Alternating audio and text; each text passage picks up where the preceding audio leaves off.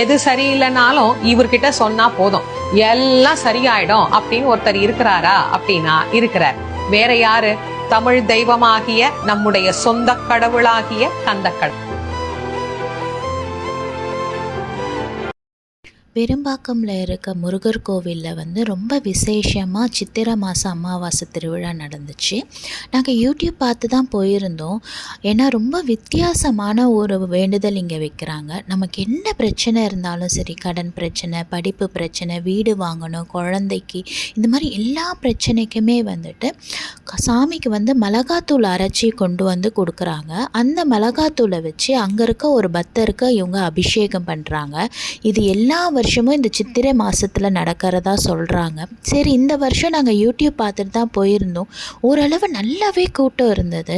கண்குளிர முருகரையும் பார்த்துட்டு, இது ஒரு 8 மணி போல் நடந்துச்சு இந்த அபிஷேகம். இந்த அபிஷேகத்தையும் பார்த்துட்டு நம்மளோட வேண்டுதலையும் முருகர்கிட்ட வச்சுட்டு அங்கேருந்து நாங்கள் கிளம்பியாச்சு.